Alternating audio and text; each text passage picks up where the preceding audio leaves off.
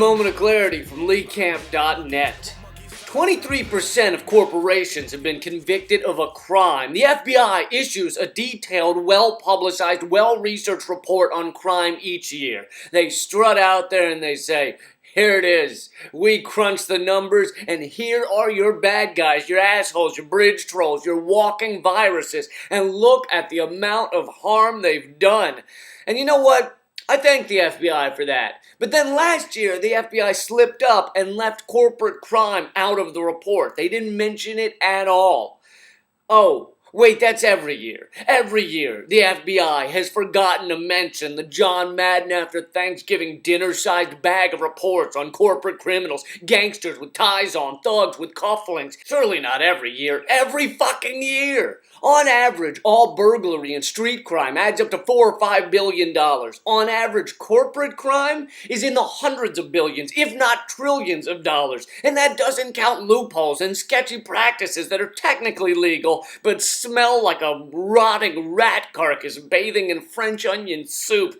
Leaving that stuff out of the crime reports is like listing oil spills and leaving out the Exxon Valdez. It's like listing terrorist attacks of the 90s and leaving out the Macarena. It's like listing all of the accomplishments of the Make-A-Wish Foundation and leaving out the rise of David Cameron. It's like listing the best running back of the past 100 years and forgetting to mention Muhammad Ali. I don't know sports. I'm sorry, I don't know sports.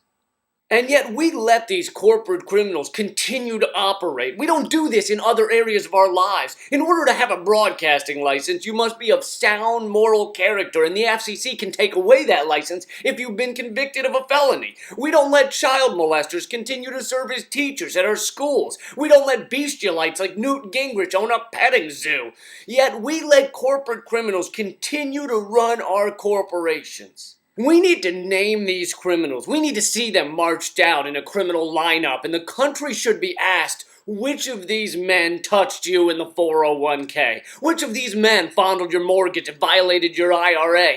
You know, there's a website that shows you every registered sex offender living in your neighborhood. Let's do the same with corporate criminals. White-collar crime is only different from on-the-street crime in scale. One steals your phone, the other steals your hope. These people shouldn't be allowed to go back and start all over again.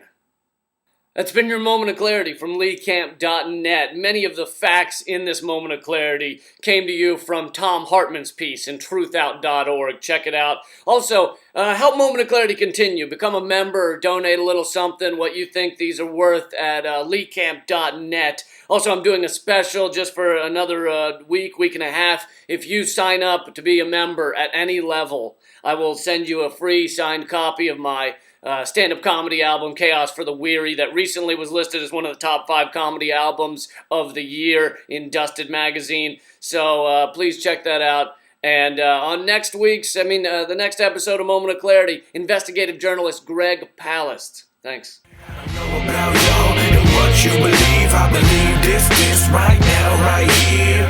Not about us dying in a million years. Stop allowing them to build up your fears. I don't know about y'all and what you believe. I believe this right now.